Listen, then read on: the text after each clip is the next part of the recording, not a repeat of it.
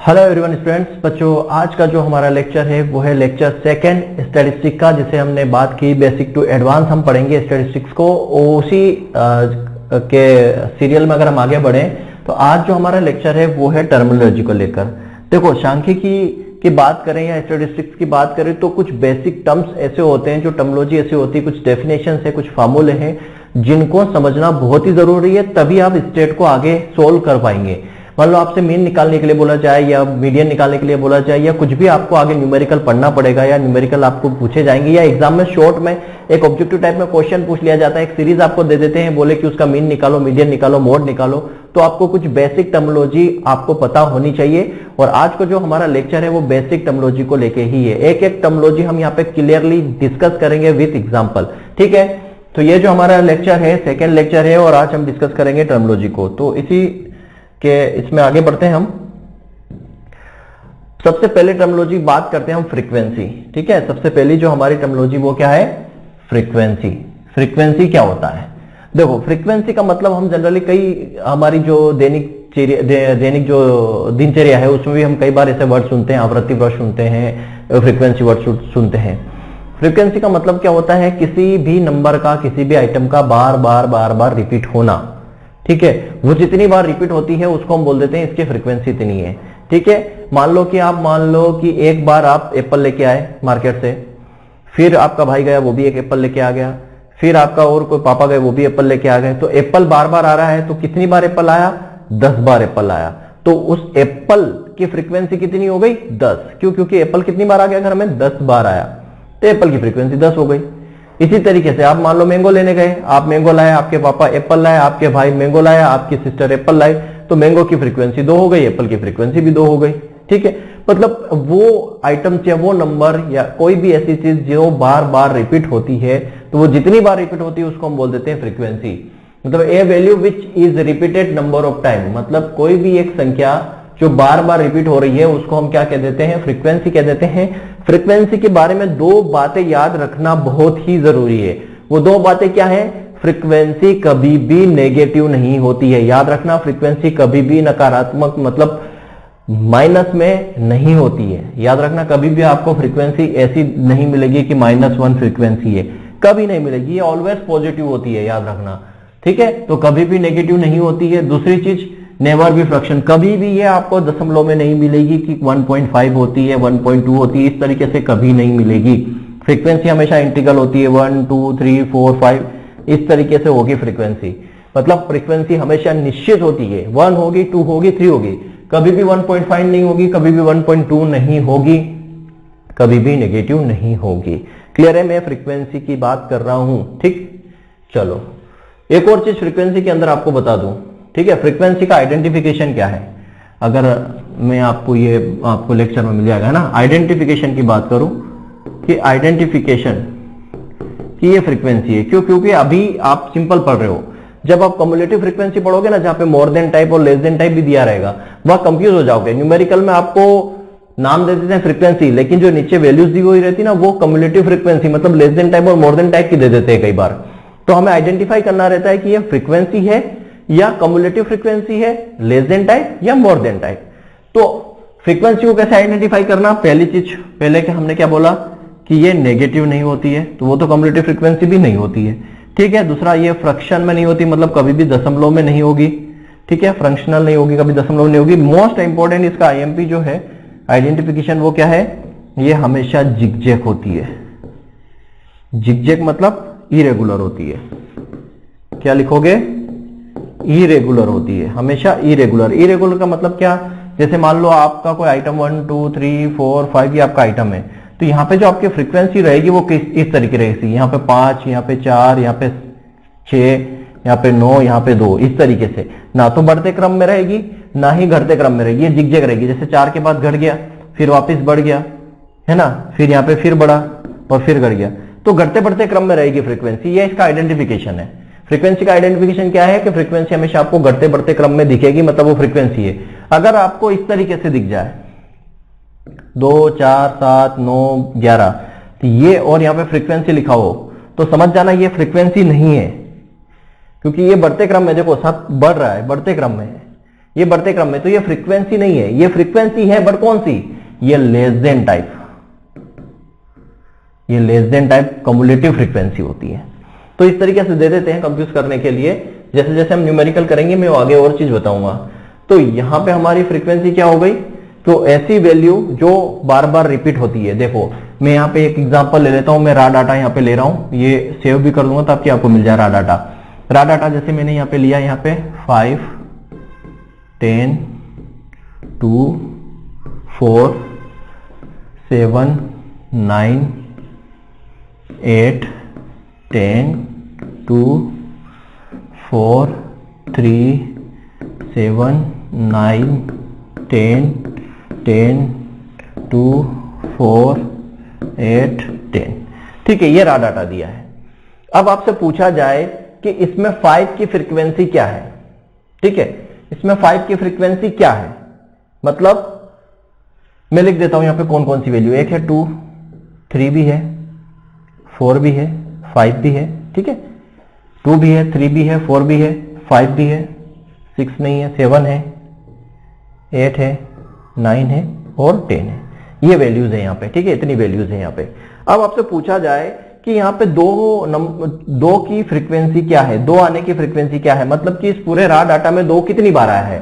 तो आप यहाँ पे देख सकते हो यहाँ पे 2 कितनी बार आया है। आपको निकालने का तरीका, पहले देखो 2 कितनी बार आया, एक बार यहाँ आया है 2, और कहां देखोगे एक बार यहां आया है 2, मतलब और एक बार यहां है, मतलब इस पूरे डिस्ट्रीब्यूशन में, मतलब इस पूरे डाटा जो हमने लिखे हैं इसमें 2 कितनी बार रिपीट हुआ है, 3 बार रिपीट हुआ है। तो 2 की फ्रीक्वेंसी कितनी हो गई, 3।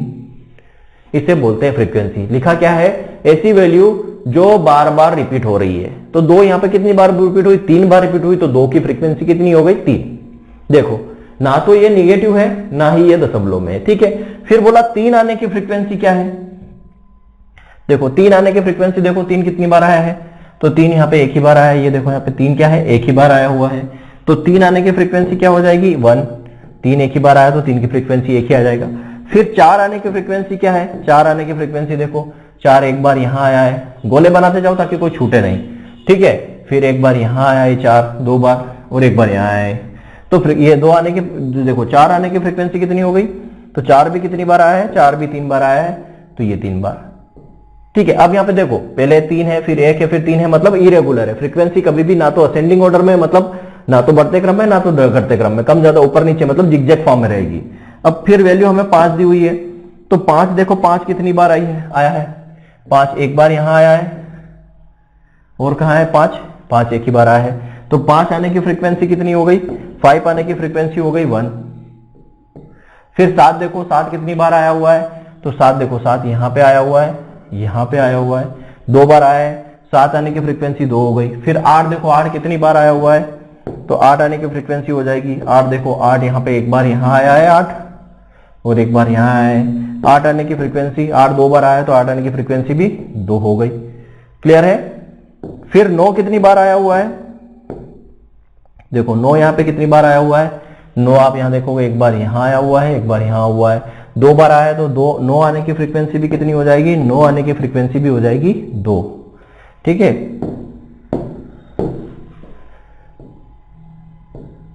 दो हो जाएगी। और 10 देखो 10 कितनी बार आया है, तो 10 आप देखोगे तो 10 यहां पे एक बार, 2 बार, 3 बार, 4 बार, 5 बार, तो 10 आने की फ्रीक्वेंसी कितनी हो गई, 5। तो इस तरीके से हम पता करते हैं फ्रीक्वेंसी को। ठीक है, तो ये फ्रीक्वेंसी है। फ्रीक्वेंसी क्या है, विद एग्जांपल हमने समझा। क्या है फ्रीक्वेंसी, ऐसी वैल्यू जो बार बार रिपीट हो रही। तो 2 कितनी बार, 3 बार रिपीट हो रहा, 3 एक बार रिपीट हो रहा, 4 3 बार रिपीट हो रहा, 5 एक बार रिपीट हो रहा, 7 2 बार, 8 2 बार, 9 2 बार और 10 5 बार। इस तरीके से फ्रीक्वेंसी निकालते हैं। देखो ना तो ये दशमलव में है, ना ही ये माइनस में है, और ना ही ये असेंडिंग या डिसेंडिंग ऑर्डर में जिगजैग है। इसको बोलते हैं हम फ्रीक्वेंसी। क्लियर है। मैं इसको सेव भी कर देता हूं ताकि आपका यहां पर क्या हो,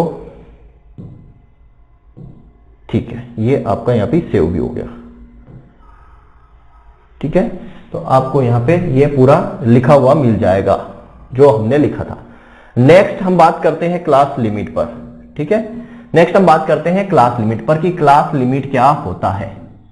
देखो क्लास लिमिट समझना इसलिए जरूरी है क्योंकि इसके बाद हम फ्रीक्वेंसी डिस्ट्रीब्यूशन समझेंगे।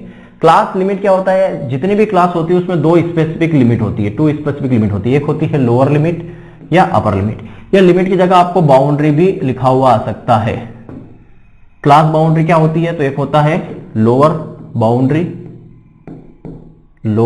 और एक हो जाएगा यहां पे अपर बाउंड्री। बाउंड्री भी लिखा हुआ आ सकता है। क्लास बाउंड्री बोलो या क्लास लिमिट बोलो, लोअर लिमिट या लोअर बाउंड्री, अपर लिमिट या अपर बाउंड्री। ठीक है, तो क्या होता है समझते हैं। देखो क्लास लिमिट क्या होती है, दो तरह की, एक मैंने क्या बोला, एक अपर लिमिट होती है और एक क्या होती है, लोअर लिमिट होती है। तो यहां पे हमने बोला यहां पे ये हमारी क्या है, क्लास है।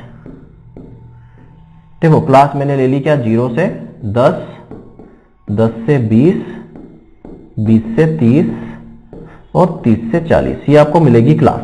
ठीक है, ये आपकी क्या है, क्लास है।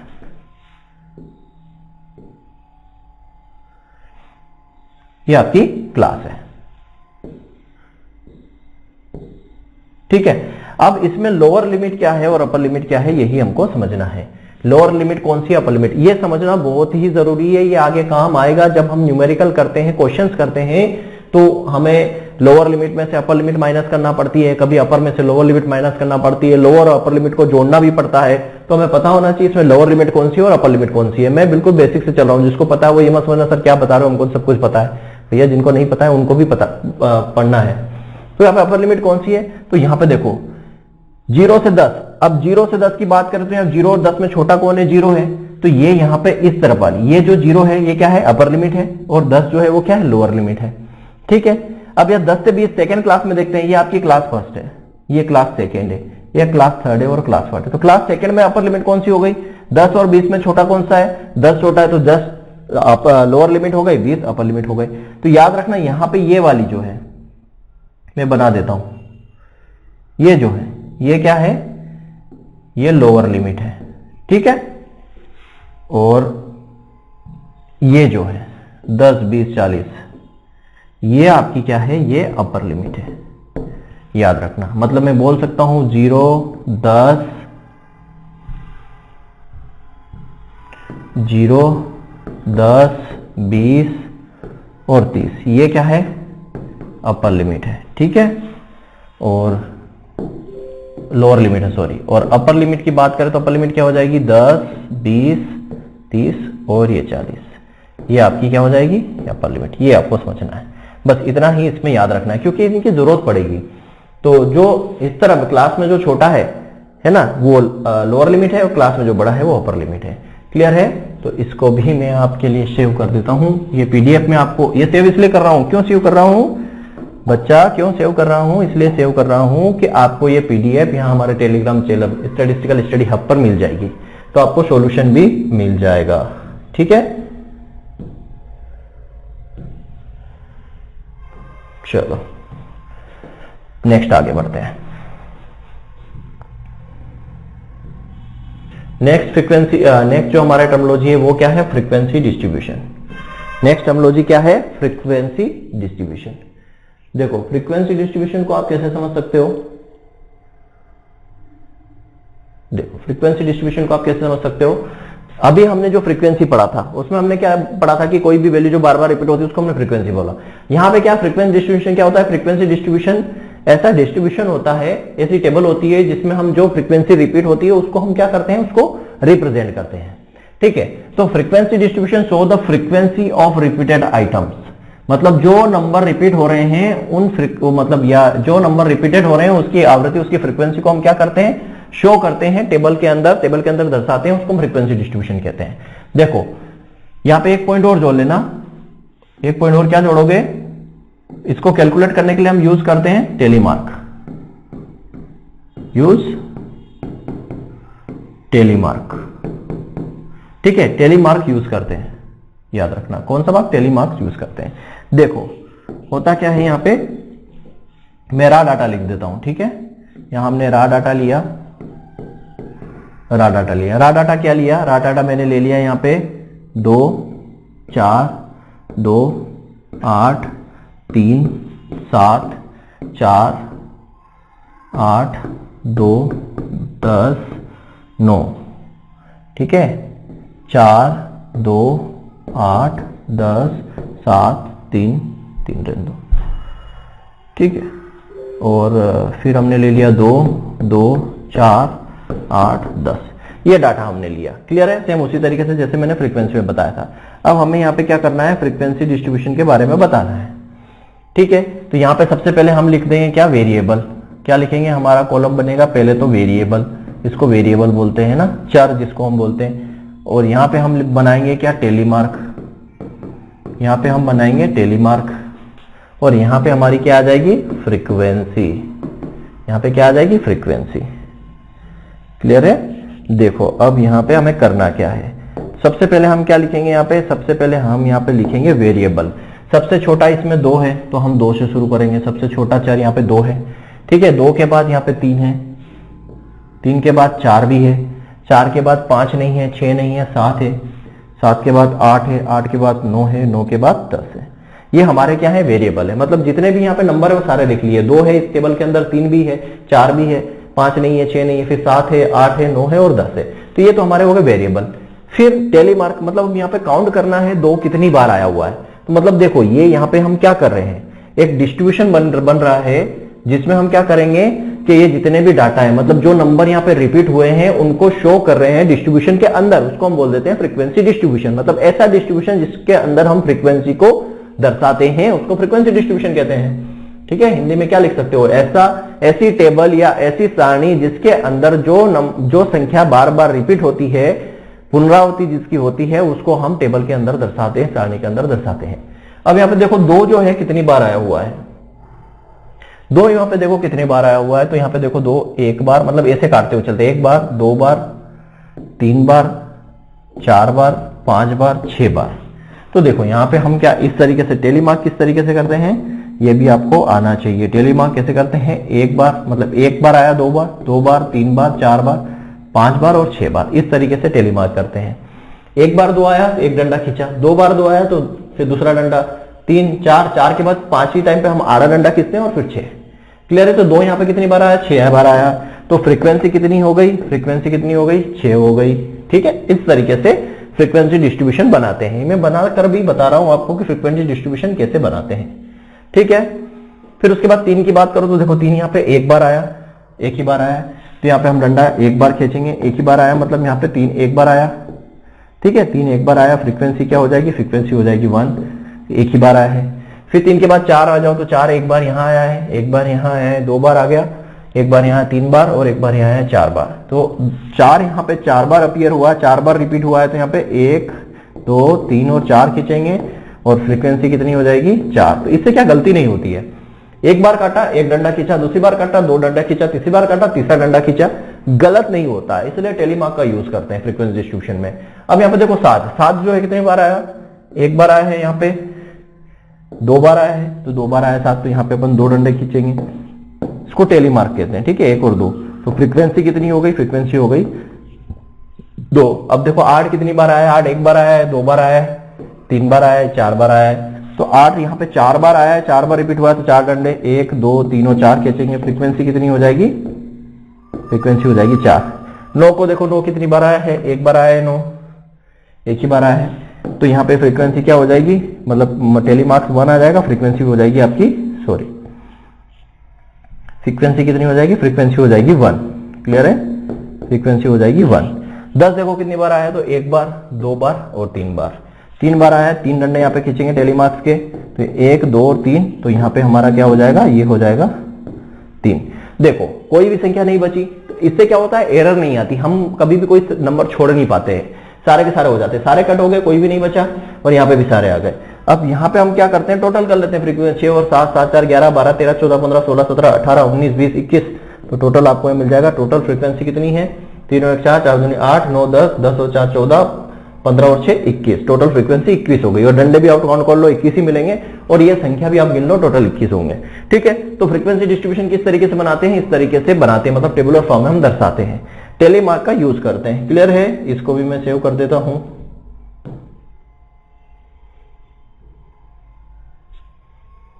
ठीक है, नो चलो, अब नेक्स्ट जो है टर्मिनोलॉजी वो है हमारी विड्थ ऑफ क्लास इंटरवल। क्या है width of class interval. Class interval मतलब कि दोनों के बीच में अंतर कितना है। विड्थ ऑफ क्लास इंटरवल का मतलब क्या हो गया बच्चों? विड्थ ऑफ क्लास इंटरवल का मतलब हो गया कि जो दो क्लासेस हैं, दो क्लास के अंदर जो, एक मिनट थोड़ा सा और बता देता हूं, रुकिए, थोड़ा सा ऊपर आइए।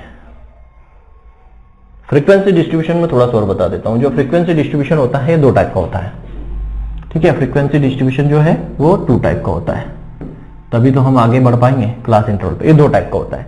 2 टाइप का कैसा? एक होता है कंटिन्यूअस, मतलब एक होता है डिस्क्रीट, एक होता है डिस्क्रीट फ्रीक्वेंसी डिस्ट्रीब्यूशन, ठीक है। एक होता है डिस्क्रीट फ्रीक्वेंसी डिस्ट्रीब्यूशन और दूसरा होता है कंटिन्यूअस फ्रीक्वेंसी डिस्ट्रीब्यूशन, ठीक है। ये 2 टाइप का होता है, एक डिस्क्रीट होता है और एक कंटिन्यूअस होता है। देखो डिस्क्रीट में क्या होता है? डिस्क्रीट का मतलब होता है, डिस्क्रीट का मतलब होता है कि निश्चित संख्या, कोई दशमलव में नहीं होगी। डिस्क्रीट का मतलब होता है इंटीग्रल वैल्यू, ना तो वो दशमलव में होगी ना माइनस में होगी, मतलब निश्चित संख्या होगी 1 2 3 4। जैसे कि मान लो for example flower of a petal of a flower, कि जो फूल की पत्तियां होती है उसको आप काउंट करोगे तो 1 2 3 4 5 काउंट करोगे। कभी भी ऐसे काउंट नहीं करोगे कि एक पत्ती आधी टूट गई तो 1.5 पत्ती है, उसको 1 2 3 4 ही काउंट करोगे। जैसे नंबर ऑफ एक्सीडेंट, मान लो किसी शहर में एक्सीडेंट हुए, है ना, तो वहां पे काउंट करोगे तो आप नंबर ऑफ एक्सीडेंट कैसे काउंट करोगे कि 2 एक्सीडेंट हुए, 3 एक्सीडेंट हुए, 4 एक्सीडेंट हुए, 5 एक्सीडेंट हुए। कभी भी ऐसा काउंट नहीं करोगे कि 2.5 एक्सीडेंट हुए, ऐसा कभी भी काउंट नहीं होता भाई, वो पूरे होल नंबर में ही काउंट होता है। क्लियर है? तो उसको डिस्क्रीट डिस्क्रीट वेरिएबल बोलते हैं। ऐसे वेरिएबल जो इंटीग्रल होते हैं, निश्चित होते हैं, उनको हम दशमलव में नहीं दर्शा सकते, उनको हम बोलते हैं डिस्क्रीट वेरिएबल। समझ गए? ऐसे वेरिएबल या ऐसे चर जिनको हम दशमलव में नहीं दर्शा सकते उनको हम बोलते हैं डिस्क्रीट। तो यहाँ पे डिस्क्रीट में डिस्क्रीट डिस्ट्रीब्यूशन क्या हो जाएगा? तो ये टेबल इस तरीके से बनेगी। यहां आ जाएगा क्या? हमारे वेरिएबल, ठीक है। वेरिएबल जैसे मान लो यहां हो गया हमारा वेरिएबल, हम कुछ भी ले सकते हैं, जैसे 10 20 30 40 50। और यहां पे आ जाती है हमारी फ्रीक्वेंसी। फ्रीक्वेंसी आपकी कुछ भी हो सकती है, 2 5 7 3 1। क्लियर है? तो ये इसको हम बोलते हैं डिस्क्रीट। डिस्क्रीट फ्रीक्वेंसी डिस्ट्रीब्यूशन का मतलब यहाँ पे वेरिएबल जो होंगे वो निश्चित होंगे, कभी भी दशमलव में नहीं होते। ऐसे वेरिएबल जिनको हम दशमलव में नहीं दर्शा सकते उनको हम बोलते हैं डिस्क्रीट। देखो निश्चित है, 10 है, 20 है, 30 है, 40 है, 50 है, कभी वो कोई भी यहाँ पे दशमलव में नहीं है। और कंटिन्यूअस का मतलब क्या होता है? यहाँ पे सारे ऑल पॉसिबल वैल्यूज आ जाती है। ऑल पॉसिबल वैल्यूज का मतलब क्या होता है? ऑल पॉसिबल का वैल्यूज का मतलब यहाँ पे दशमलव में भी वैल्यू हो सकती है और पूरा होल नंबर भी हो सकता है, ठीक है। जैसे number of accident whole number तो है, लेकिन अगर मैं बात करूं यहाँ पे कि आपका वेट, ठीक है, आपका वेट की बात करूं तो आपका वेट कितना है? मान लो किसी का वेट 50.5 kg है, किसी का 80.4 kg है, तो हम दशमलव में भी दर्शा सकते हैं और उसको 80 भी लिख सकते हैं। मतलब मैं यहाँ पे अगर मान लो वेट को केजी में लिखूं तो आपका वेट 80 भी लिख सकता हूं, मतलब पूरा का पूरा भी लिख सकता हूं, तो ये इसमें भी आ रहा है। और अगर मैं इसको 80.5 भी लिख सकता हूं, 80.5 भी लिख सकता हूं। तो आपसे क्वेश्चन पूछा जाता है कि जो वेट है, ये जो वेट है, हाइट है, ये डिस्क्रीट वेरिएबल है या कंटिन्यूअस वेरिएबल है? डिस्क्रीट वेरिएबल है या कंटिन्यूअस वेरिएबल? तो अब अगर यहां पे जाओगे कि इसको हम 80 भी लिख सकते हैं, 80.5 भी लिख सकते हैं। 80 लिख रहे हैं तो ये डिस्क्रीट भी हो रहा है, तो ये डिस्क्रीट भी हो सकता है, कंटिन्यूअस भी हो सकता है। नहीं, ये क्या है? कंटिन्यूअस वेरिएबल है, क्योंकि कंटिन्यूअस वेरिएबल के अंदर ही दशमलव भी हो सकता है और होल नंबर भी हो सकता है। तो याद रखना, जब आपको क्वेश्चन पूछा जाए कि केजी में मान लो किसी स्टूडेंट का वेट 80 kg है, तो यह डिस्क्रीट वेरिएबल है या कंटिन्यूअस वेरिएबल है, तो आपके दिमाग में क्या आना चाहिए कि जो वेट पूछा है, और वेट जो है दशमलव में भी हो सकता है। भाई उसने पूछा भले ही 80 हो, 80 में आप उधर चले जाओगे, लेकिन उधर नहीं जाना है। हमें क्या करना है? हमें अपने दिमाग में यह भी लगाना कि वेट जो होता है वो दशमलव में भी होता है, तो वो दशमलव में होता है, मतलब ये कहां जाएगा? कंटिन्यूअस में आएगा, ठीक है। बस इस तरीके से सोचना है। तो ये कंटिन्यूअस हो गया, यहां पे आ जाएगी हमारी फ्रीक्वेंसी। अब यहां पे कंटिन्यूअस की बात करूं तो यहां पे जैसे मान लो हम लिखते हैं 10 से 20, है ना, 20 से 30। यहां पे हमने क्लास क्यों ली कि 10 से 20 के अंदर आप जाओगे तो यहां पे 10.1 से लेके 10 या 19.9 तक की सारी वैल्यू आ जाती है। मतलब यहाँ पे दशमलव जितनी भी वैल्यू सारी आ जाएगी, यहाँ पे है ना, सारी वैल्यू आ जाएगी, इसलिए यहाँ पे इसको ऐसा लिखा जाता है। फिर हम 30 से 40 और 40 से 50 इस तरीके से फ्रीक्वेंसी आप लिख लो यहाँ पे 2 5 7 3, ठीक है।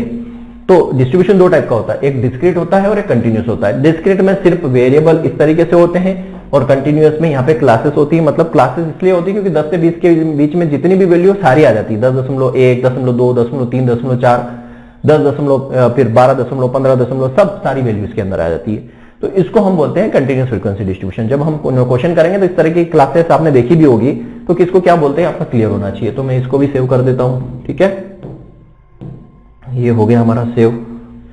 अब हम बात करते हैं नेक्स्ट पे, ठीक है।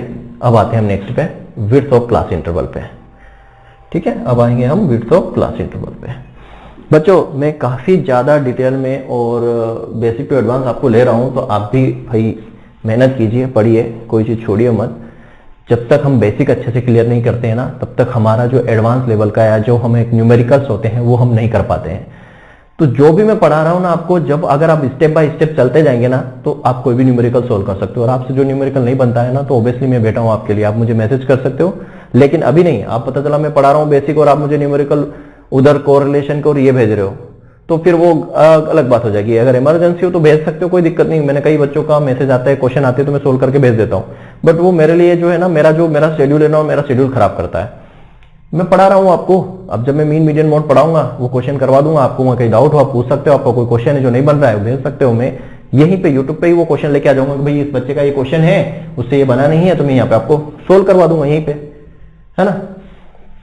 चलो, तो यहाँ पे विड्थ ऑफ क्लास इंटरवल का मतलब क्या है? क्लास इंटरवल का मतलब होता है, इंटरवल का मतलब होता है अंतराल, ठीक है, बीच में क्या अंतर है।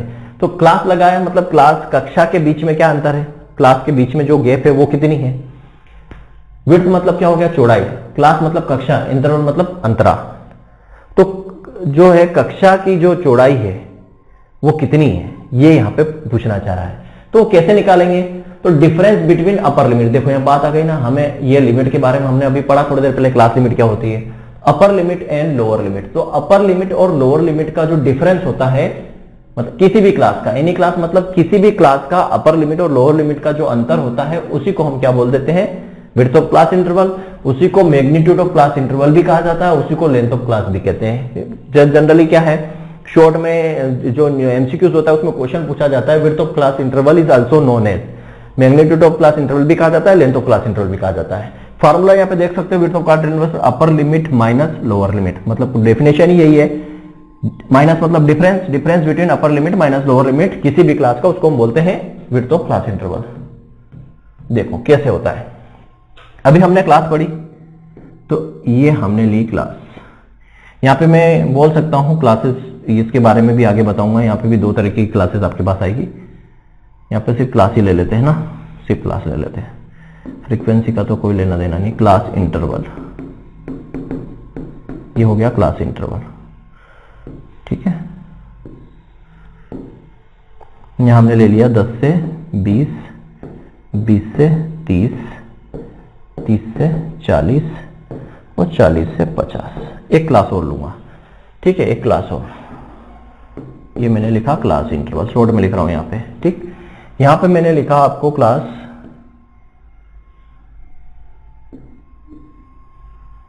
10 से 19, 20 से 29, 30 से 39, 40 से 49, इस तरह की क्लासेस मैंने ली। क्लियर है? इस तरह की क्लासेस मैंने दो क्लासेस ली। अब ये दो क्लासेस अलग अलग आपको लिख रही है, और आपने देखा भी होगा इस तरह के क्वेश्चन आपसे पूछ भी लिए जाते हैं। तो यहां 10 से 20 लिखा मैंने और 10 से 19 लिखा। मैं आपसे क्वेश्चन पूछूं कि इन क्लास की विड्थ कितनी है, तो पहले मैं बता देता हूं निकाल के, सिंपल तरीका क्या होता है। अब यहाँ पे अपर लिमिट और लोअर लिमिट में आप रखोगे, ठीक है, फार्मूले में रखोगे। देखो अपर लिमिट लोअर लिमिट पहले बता चुका हूं। अपर लिमिट क्या होती है, जो इस तरीके की वैल्यू है जो बड़ी है। जैसे मान लो पहली क्लास की बात करें, पहली क्लास में अपर लिमिट क्या है 20, पहली क्लास की लोअर लिमिट क्या है 10, तो आप निकालोगे तो कितना आ जाएगा 10। अब यहां देखो, फिर 10 से 20 से 30 है, मतलब यहाँ पे ये इक्वल इंटरवल है, तो दूसरी क्लास की निकालोगे तो भी 10 आएगा, तीसरा भी 10 निकालोगे, तीसरा चौथा भी निकालोगे तो आपको 10 ही मिलेगा। तो विड्थ ऑफ क्लास इंटरवल क्या हो गई इस पूरे डिस्ट्रीब्यूशन की, पूरे डिस्ट्रीब्यूशन, क्योंकि सब में 10-10 है, तो आप बोल सकते हो कि पूरे डिस्ट्रीब्यूशन की जो विड्थ ऑफ क्लास इंटरवल है वो क्या है 10 है। यहां पे आप निकालोगे, देखो यहां पे निकालोगे तो क्या रखोगे, अपर लिमिट 19 पहली क्लास की, लोअर लिमिट 10, और आपका आंसर आएगा 9। लेकिन बच्चों ये 9 जो है ना, ये गलत आंसर है, ये गलत है। मैं इसको एज इट इज सेव करूंगा, ठीक है।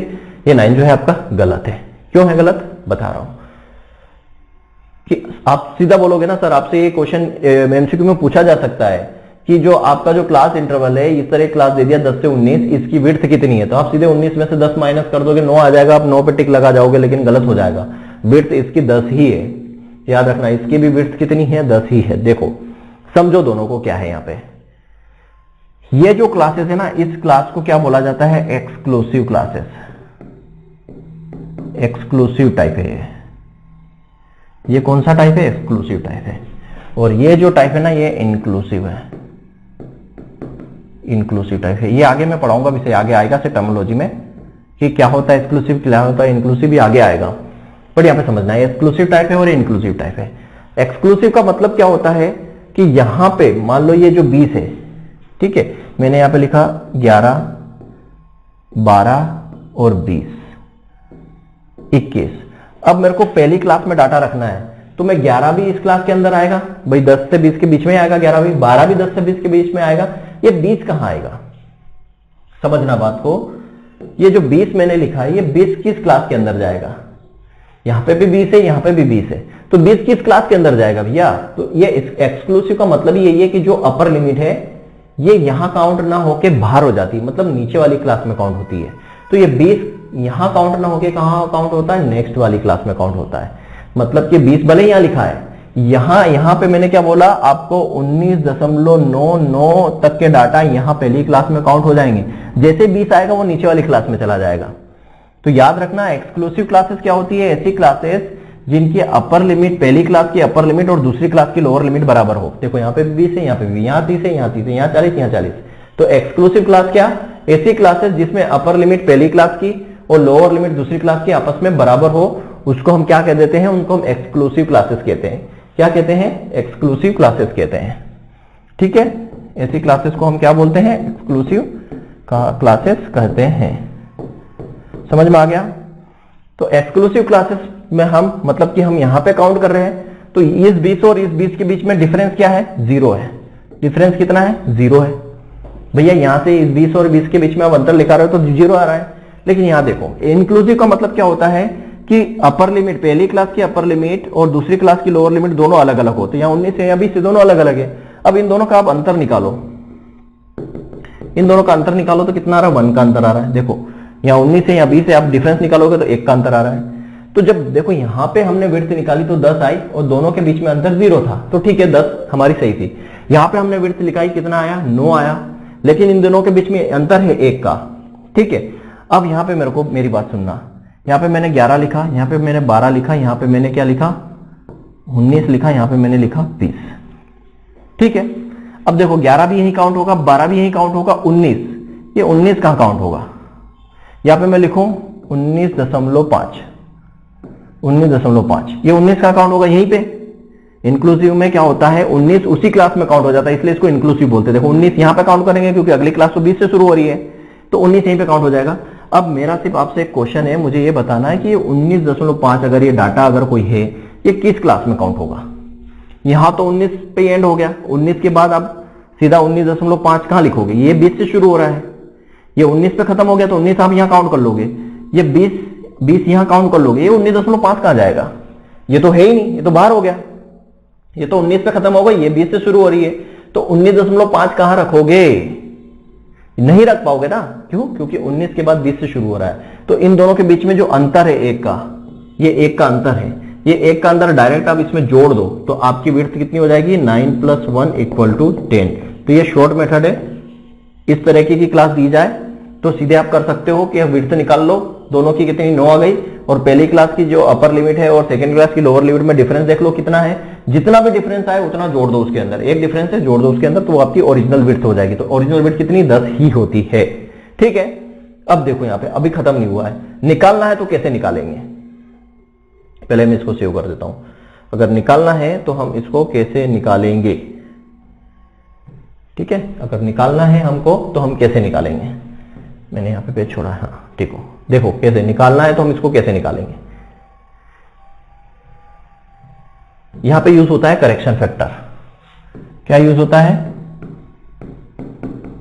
मैं पहले से वापस क्लासेस लिख देता हूं ना। क्लास इंटरवल हमने क्या लिया था, 10 से 20, 20 से 30, 30 से 40 और 40 से 50। ये तो एक्सक्लूसिव हो गई। और ये इंक्लूसिव में क्या था हमारा, 10 से 19, 20 से 29, 30 से 39 और 40 से 49। ये 2 क्लासेस हमने ली थी। ठीक है, अब यहाँ पे क्या होता है, करेक्शन फैक्टर यूज होता है। कौन सा, करेक्शन फैक्टर यूज होता है। करेक्शन फैक्टर क्या बोलता है, करेक्शन फैक्टर क्या बोलता है, अंतर निकालना है। क्या, lower limit of second class minus upper limit of first class divided by 2। समझ में आया, lower limit of second class minus upper limit of first class divided by 2। तो lower limit of second class कितनी है, 20, upper limit first class की कितनी है, 19, divided by 2 करोगे तो कितना हो जाएगा, 1/2। मतलब आपका करेक्शन फैक्टर कितना आया, 0.5। अब ये 0.5 करेक्शन फैक्टर आपका जो आया है, इसको क्या करना है, जो लोअर लिमिट है उसमें से क्या करना है, लोअर लिमिट में से माइनस करना है 0.5, और अपर लिमिट जो है आपकी, अपर लिमिट में 0.5 को प्लस कर देना है। देखो बस यही करना है। ठीक है, मैं इसको मिटा रहा हूं यहां वाली को। मतलब ये जो हमारी इंक्लूसिव क्लास है, इसको हम किस में कन्वर्ट कर रहे हैं, एक्सक्लूसिव के अंदर, एक्सक्लूसिव के अंदर कन्वर्ट कर रहे हैं, एक्सक्लूसिव क्लास के अंदर कन्वर्ट कर रहे हैं। तभी क्या लगता है, करेक्शन फैक्टर लगता है। अब हमने क्या बोला, -0.5, मतलब 0.5 हमें माइनस करना है लोअर लिमिट में से। लोअर लिमिट में से माइनस करेंगे तो कितना हो जाएगा, ये 9.5, और अपर लिमिट में जोड़ेंगे तो ये कितना हो जाएगा, 19.5। फिर ये 19.5 से शुरू होगा तो कहां जाएगा, 29 में जोड़ेंगे तो 29.5। यहां पे क्या कर रहे हैं हम, देखो इस 10 में से, ये लोअर लिमिट है, इसमें से 0.5 हमने माइनस कर दिया, 19 अपर लिमिट है तो 0.5 यहाँ पे प्लस कर दिया। तो जितने भी इधर लोअर लिमिट है इसमें से माइनस करना है, अपर लिमिट में प्लस करते जाना है। तो यहाँ पे क्या हो जाएगा, 29.5 से आ जाएगा हमारा 39.5, और 39.5 से लेके आ जाएगा 49.5। तो अब देखो ये क्लास, अब हमारी जो क्लासेस है कैसी बन गई, एक्सक्लूसिव बन गई। देखो यहाँ पे एक्सक्लूसिव बनने पता कैसे करेंगे, तो देखो अपर लिमिट 19.5 है और दूसरी क्लास की जो लोअर लिमिट है 19.5 है, ये आपस में क्या हो गई, बराबर हो गई, मतलब ये एक्सक्लूसिव हो गई। अब आप विड्थ निकालो, इसकी विड्थ निकालो। देखो क्या है, upper limit 19.5 minus lower limit 9.5, divide करोगे तो, माइनस करोगे तो 10 ही आएगा। मतलब कि अगर ये वाली जो क्लास हमको जो दी है ना, ये अगर आप इसकी निकालते हो तो भले ही 9 आपको दिख रही है ओरिजिनली, पर जो 1 का अंतर है वो डायरेक्ट जोड़ दो आप तो 10 हो जाएगी, या फिर इसको कन्वर्ट करके निकालोगे तो 10 आएगी। ठीक है, तो ये है, आप इस तरीके से निकाल सकते हो।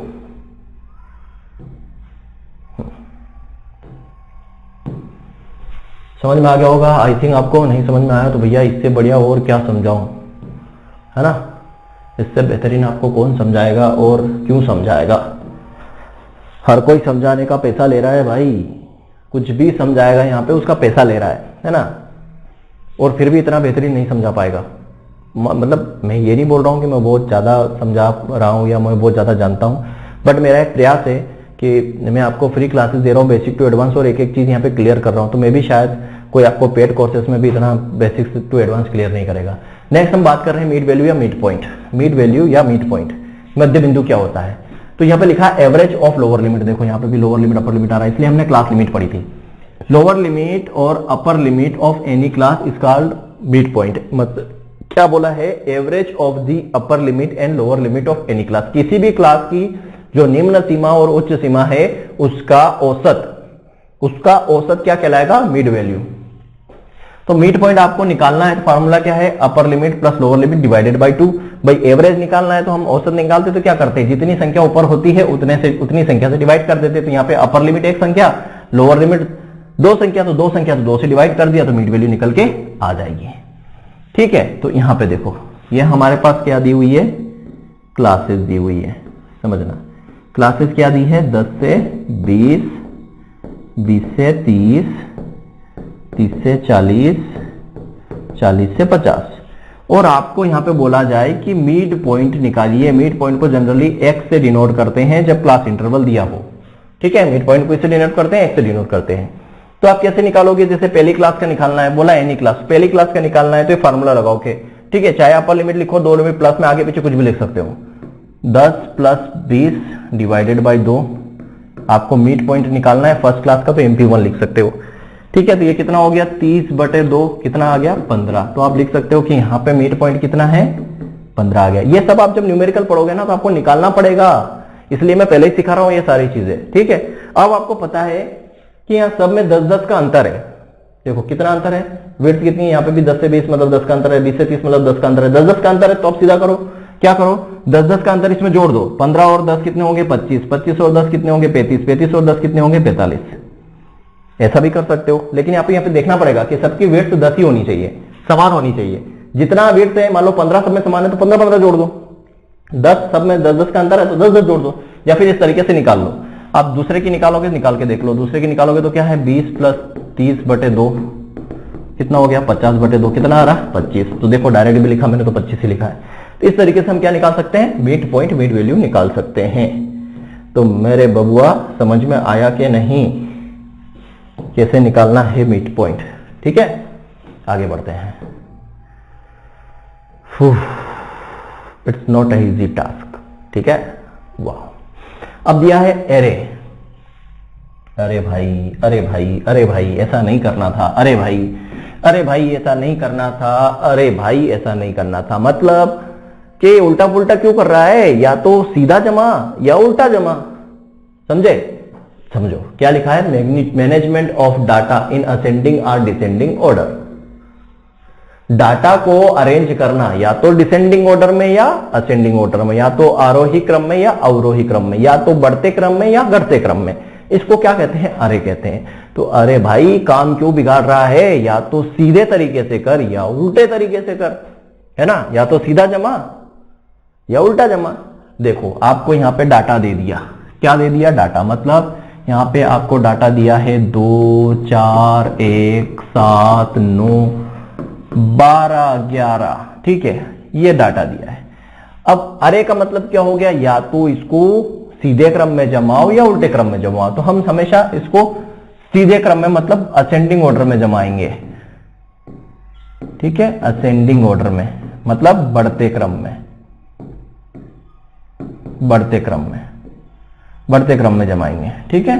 बढ़ते क्रम में जमाएंगे तो क्या आएगा, सबसे छोटी वैल्यू क्या है 1, सबसे छोटी वैल्यू 1, फिर क्या है 2 तो 2 लिखेंगे, फिर क्या है 4 तो फिर 4 लिखेंगे, फिर क्या है यहाँ पे 7 तो 7 लिखेंगे, फिर क्या है 9 तो 9 लिखेंगे, फिर क्या है 11 तो 11 लिखेंगे, फिर क्या है 12 तो 12 लिखेंगे।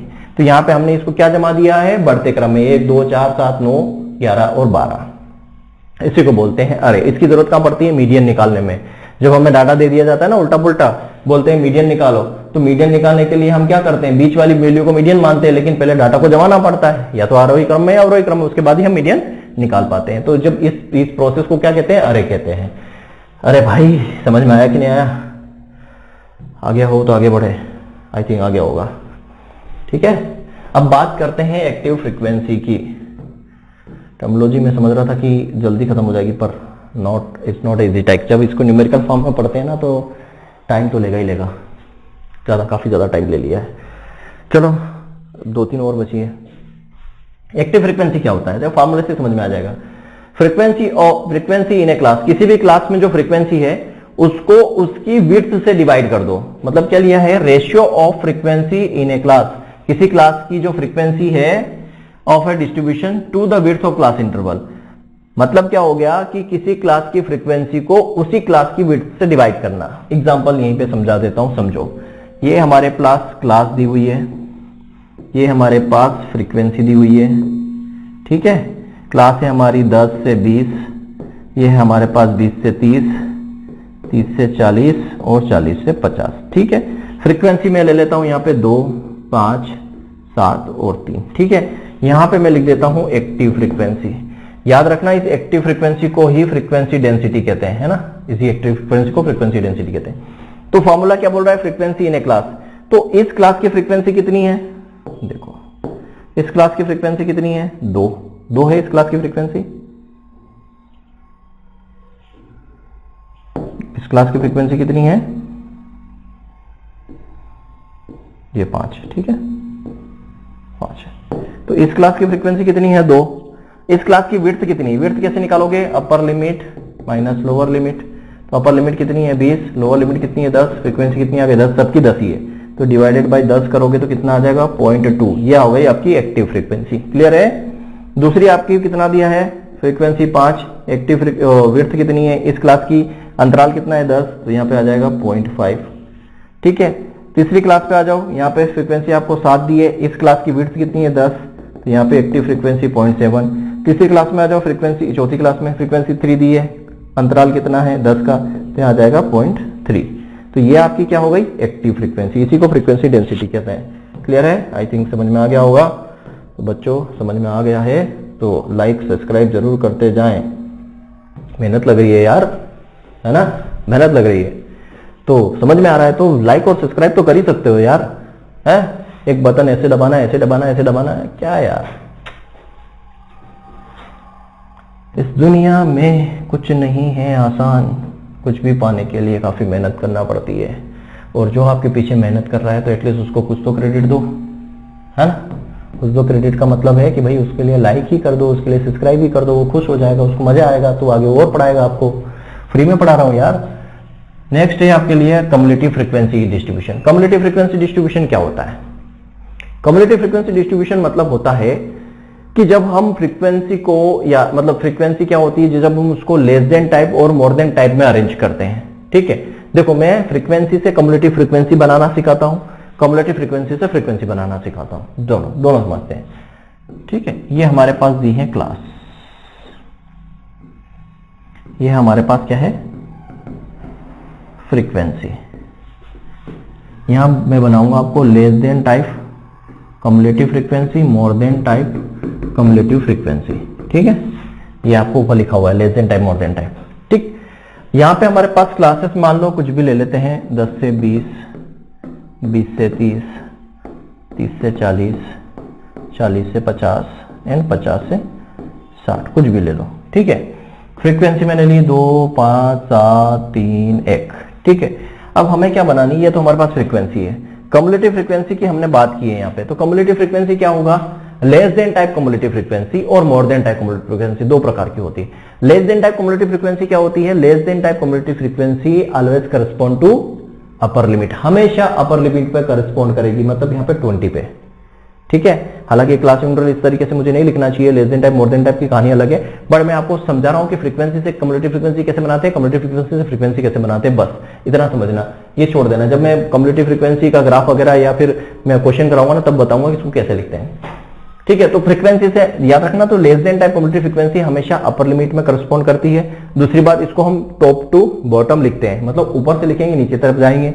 तीसरी बात less than type cumulative frequency हमेशा क्या होगी, असेंडिंग ऑर्डर में, मतलब हमेशा बढ़ते क्रम में होगी। ये तीन चीज बेसिक ध्यान रखना, आगे भी बताऊंगा जब ग्राफ पढ़ाऊंगा, तब फिर से लिखवाऊंगा भी से कैसी क्या इसकी कंडीशन है। यहां सिर्फ समझा रहा हूं कि लेस देन टाइप हमेशा बढ़ते क्रम में होगी, हमेशा ऊपर से इसको हम शुरू करेंगे।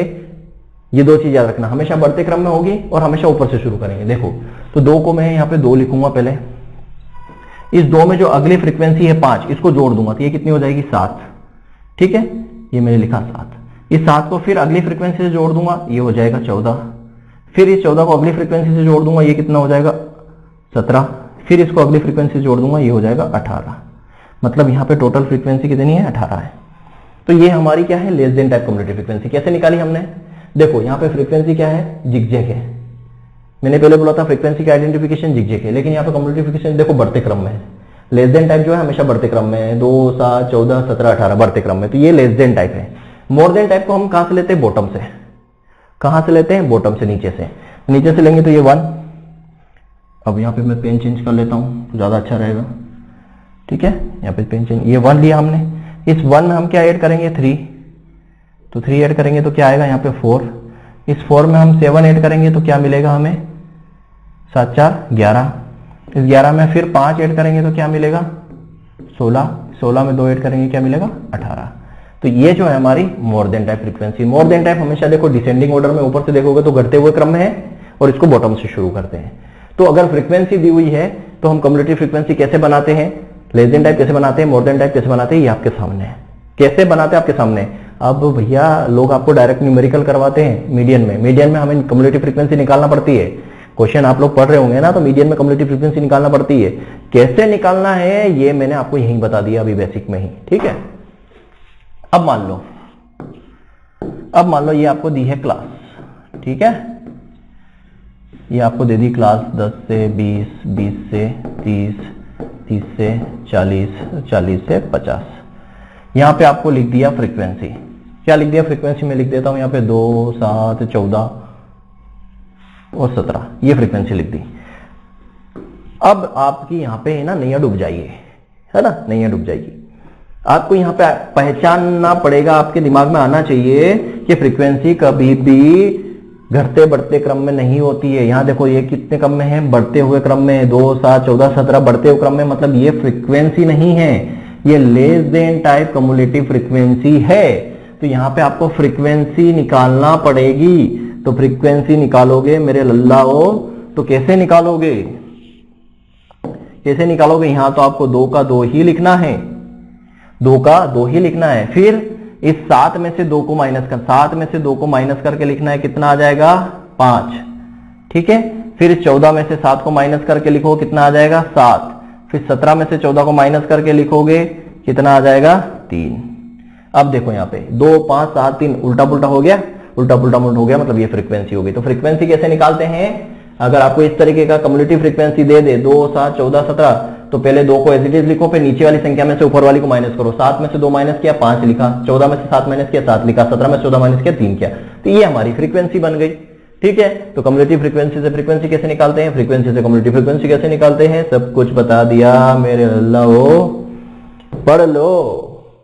स्टेट से लोग बहुत घबराते हैं, है ना। कई सारे मैं क्वेश्चन पेपर भी सॉल्व करवाता हूं, बच्चों के आते हैं फोन मेरे पास, कई सारों के क्वेश्चंस भी करवाता हूं, है ना। तो पढ़ लो, इतना मुश्किल भी नहीं है, आसान बनाना हमारा काम है। ठीक है। इंटरेस्ट के साथ पढ़ोगे तो मजा आता है इस सब्जेक्ट को पढ़ने में, कुछ नहीं है, बस पढ़ते रहो। प्रैक्टिस आपको ही परफेक्ट बनाएगी। तो रिलेटिव फ्रीक्वेंसी की बात करते हैं तो रेशियो ऑफ फ्रीक्वेंसी मतलब फ्रीक्वेंसी ऑफ ए क्लास, मतलब वही क्लास कहानी आ गई कि किसी क्लास की फ्रीक्वेंसी और टोटल फ्रीक्वेंसी को डिवाइड कर दो तो रिलेटिव फ्रीक्वेंसी आ जाती है। और एक चीज और मैं यहां पे ऐड कर देता हूं, क्या? एक पॉइंट और कर देता हूं, sum of total frequency equal to 1। Sum of total frequency is equal to 1। Sum of total relative frequency equal to 1। यहां लिख देता हूं, sum of total relative frequency is equal to 1। Relative frequency का जो टोटल होगा ना वो 1 के बराबर होगा। तो देख लेते कैसे निकालते हैं हम। ये क्लास ली हमने, ये हमने ले ली यहां पे फ्रीक्वेंसी, यहां पे हमारी क्या आ जाएगी? Relative frequency. ठीक है। चलो क्लास हमने ले ली 10 से 20, 20 से 30, 30 से 40, 40 से 50। अब देखो फ्रीक्वेंसी हम कुछ भी ले लो, 3, 3, 5, 7, 2। ठीक है। अब यहां पे रिलेटिव फ्रीक्वेंसी हमको निकालना है।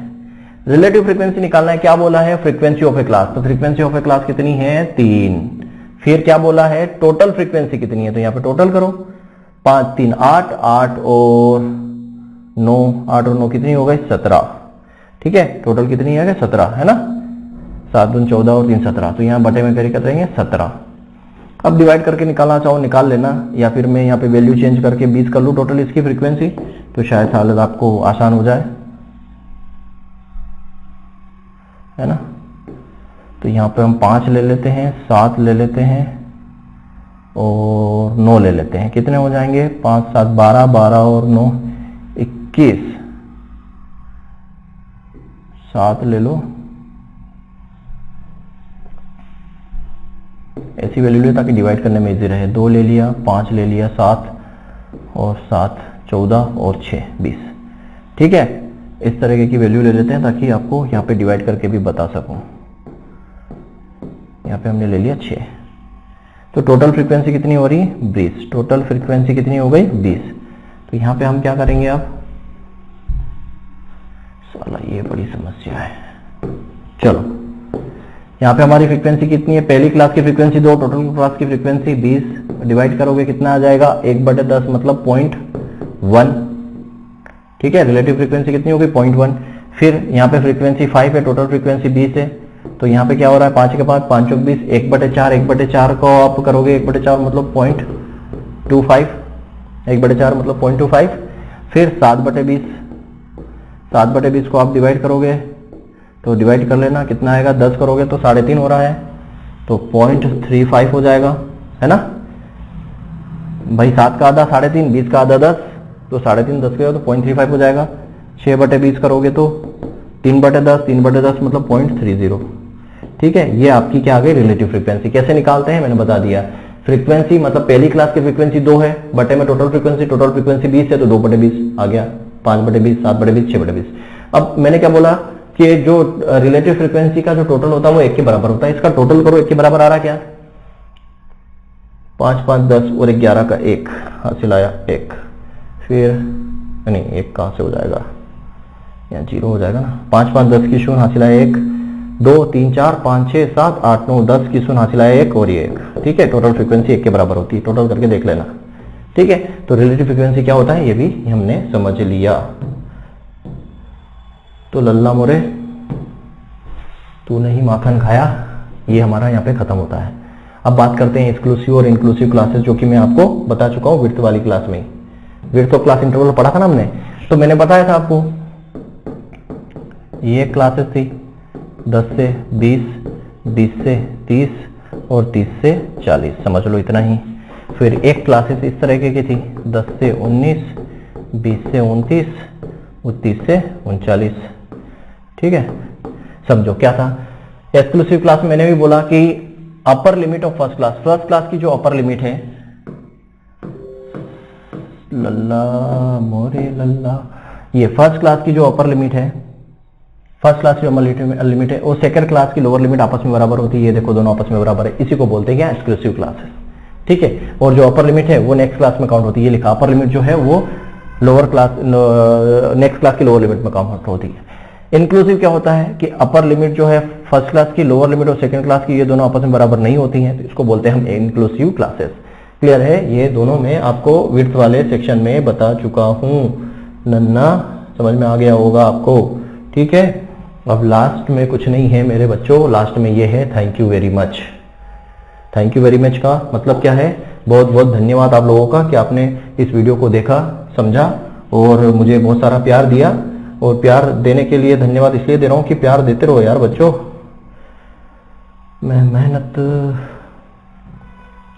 क्लियर है, तो ये हमने टर्मिनोलॉजी वाला सेक्शन पूरा कंप्लीट किया। तो भाई पीडीएफ लेने के लिए Telegram channel statistical study hub को ज्वाइन करना है ना, स्टैटिस्टिकल स्टडी हब, ये जो हमारा टेलीग्राम चैनल है इसको ज्वाइन कर लेना। पीडीएफ वहां पे दे दूंगा आप लोगों को, और बिल्कुल सॉल्यूशन वाली पीडीएफ दूंगा। जो मैंने हैंड रिटन सॉल्यूशन दिया है वो सॉल्यूशन वाली पीडीएफ आपको दूंगा, सारे स्क्रीनशॉट मैंने ले लिए हैं।